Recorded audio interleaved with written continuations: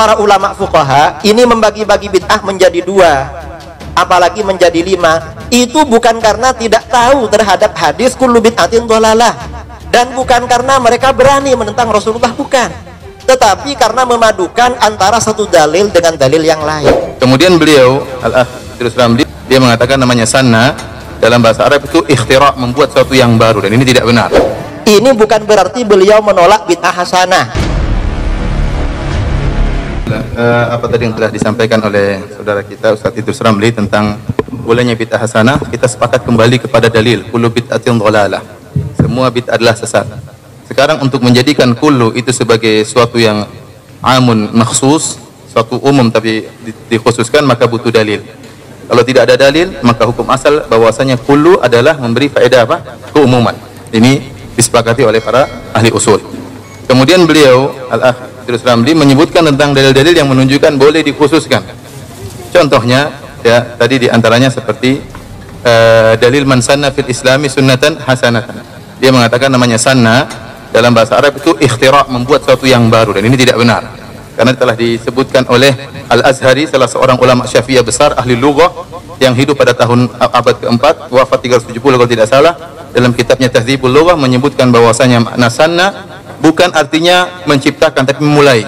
Ya, man ibtada al-amra, ya barang siapa yang mulai suatu perkara, ya kemudian fatabi'ahu ghairuhu au apa namanya diikuti oleh orang selanjutnya. Ini disebut dengan apa?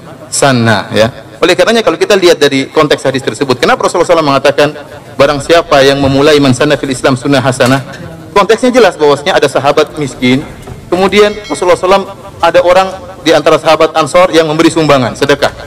Sekarang saya tanya, sedekah itu bid'ah atau bukan? Sedekah bukan bid'ah, tetapi dia yang mulai, akhirnya diikuti oleh para sahabat yang lain. Maka sana tidak ada dalam bahasa Arab artinya harus ikhtira', harus apa namanya? Menciptakan. Ini tidak benar dalam bahasa Arab, dan saya sudah katakan yang ini saya nukil dari perkataan Al-Azhari, ulama dari mazhab Syafi'iyah yang termasuk banyak orang para ahli lughah yang menukil dari Azhari tersebut, ya. Kemudian ada pun dalil yang kedua, ya, ada Ibnu Mas'ud yang mengatakan ma ra'al muslimuna hasanatan fa huwa indallahi hasanah. Apa yang dilihat oleh kaum muslimin adalah baik, maka dilihat oleh Allah juga baik. Kita kumpulkan riwayat ini. Ternyata pembicaraan Ibnu Mas'ud tentang pemilihan Abu Bakar sebagai khalifah. Abu Bakar sebagai khalifah. Tatkala itu para sahabat sepakat bahwasanya Abu Bakar adalah khalifah. Sehingga Ibnu Mas'ud mengatakan bahwasanya apa yang dikatakan dilihat oleh kaum muslimin yaitu para sahabat sebagai kebaikan, maka itu kebaikan. Karenanya banyak ulama yang menyebutkan hadis ini untuk masalah ijma ulama. Jika ulama semua sepakat, bukan sebagian orang berpendapat ini baik kemudian diikuti. Karena kalau kata Ibnu Hazm rahimahullah, kalau kita artikan muslimin di sini ba'dul muslimin, apa yang dilihat oleh sebagian muslimin itu baik, maka kita akan diperintahkan oleh Allah dengan dua yang kontradiktif. Kenapa? Karena bid'ah selalu begitu, ada yang memandang baik, ada yang memandang buruk. Ada yang memandang baik, ada yang memandang buruk. Kalau gitu kita ikut pandangan yang mana?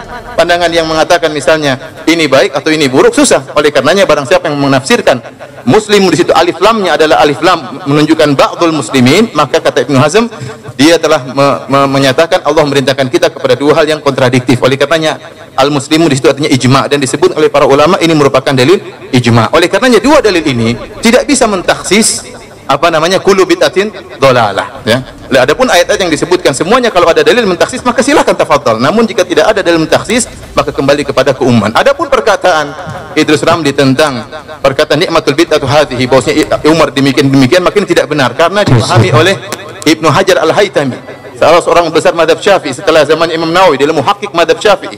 Dia mengatakan bahwasanya perkataan Umar bin Khattab adalah bid'ah lughawiyah dalam kitabnya Fatwa.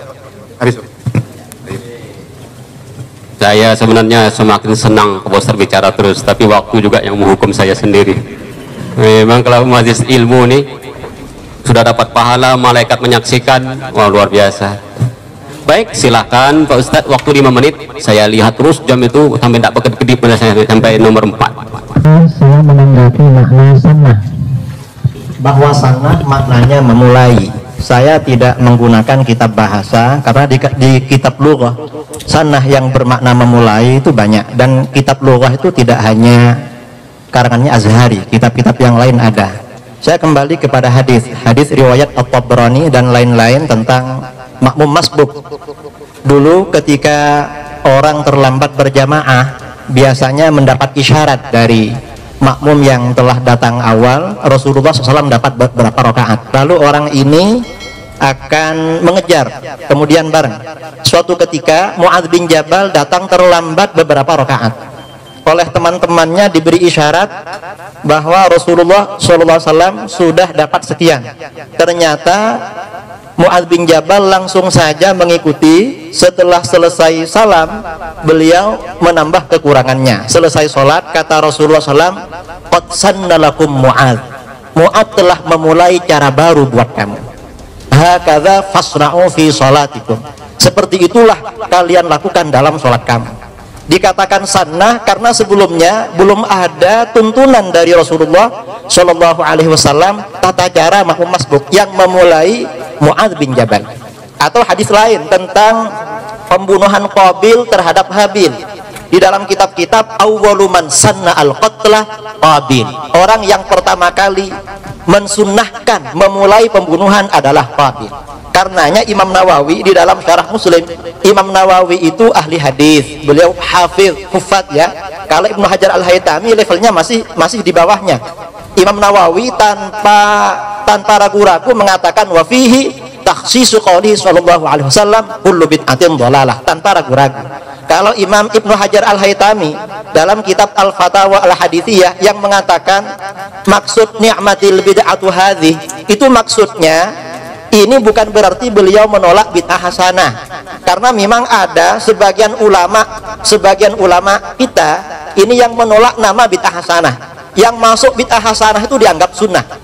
Karenanya perkataan Umar ni'matil bid'ah, karena sebenarnya sunnah secara syar'i. Nah, berdasarkan pemahaman ini, menurut Ibnu Hajar Al-Haytami juga, seperti maulid Nabi, zikir bersama, itu sebenarnya adalah sunnah syara'iyah, cuma bid'ah lughawiyah. Jadi yang masuk bid'ah lughawiyah itu sebenarnya yang bid'ah hasanah. Coba diteliti lagi pernyataan Ibnu Hajar Al-Haytami, karena Ibnu Hajar Al-Haytami ini seorang faqih bermazhab Syafi'i, dan beliau sangat cinta terhadap Imam Nawawi, juga terhadap Imam Izzuddin bin Abdussalam. Kemudian yang kedua, bahwa sababul wurud hadis man sanna fil Islam ini masalah sedekah. Kalau begitu ini harus dikembalikan kepada sedekah. Kita kembali kepada usul fikih, al-ibrah bi umumil lafzi la bi khususis sabab.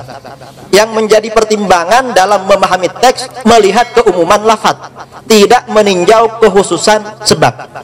Kalau kita harus melihat sababul wurud hadis, mengapa kullu bid'atin dhalalah tidak kita kaji sababul wurudnya lalu khususkan kepada sababul wurud itu?